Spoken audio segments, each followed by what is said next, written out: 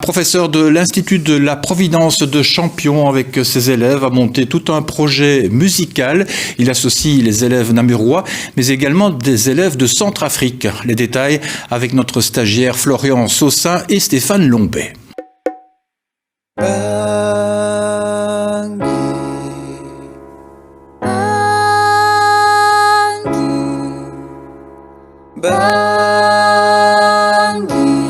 Le projet a été initié par Médecins sans frontières qui consiste à lancer une campagne de sensibilisation à propos des violences sexuelles subies par les Centrafricains pendant la guerre civile.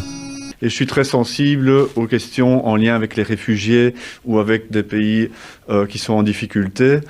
Parce que, voilà, dans ma vie, j'ai pu constater que c'était une thématique un peu négligée, notamment par les jeunes qui, s'ils n'y réfléchissent pas un petit peu, et parce qu'on ne leur en parle pas, finalement, ça les laisse indifférents. Et c'est à partir du moment où on leur montre des choses et qu'ils s'investissent qu'ils peuvent eux-mêmes essaimer et toucher d'autres personnes.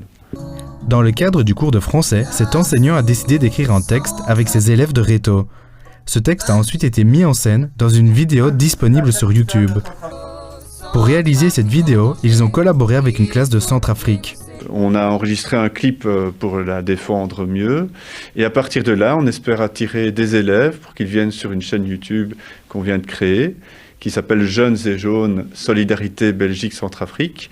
Et l'idée est de, à la fois introduire de façon très jeune, dans le style youtubeur, ces vidéos, mais que les gens aussi aillent voir ces vidéos pour mieux comprendre la réalité de ce pays-là. Et pour rendre tout cela plus amusant, 2 concours ont été créés. Pour stimuler les élèves, il y a 2 concours qui se font. D'une part, les premières et deuxièmes ont un concours photo qu'ils peuvent faire aujourd'hui et demain. Ils vont faire une photo en groupe avec des gens qui sont habillés en jaune, couleur de Centrafrique, et on va envoyer ces photos-là à notre contact en Centrafrique. Un deuxième concours est lié à la chaîne YouTube. Chaque fois, il va y avoir une petite question en lien avec les vidéos, et donc avec un prix sympa à gagner.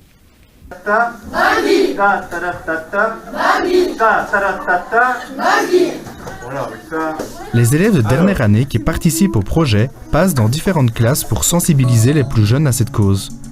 Ils présentent les concours ainsi que leurs clips vidéo. C'est vraiment important d'en parler parce que ça touche, au-delà de la Centrafrique, ça touche vraiment tout le monde. Et donc notre but c'est vraiment de sensibiliser un maximum de personnes et notre message va vraiment bien plus loin que la Centrafrique.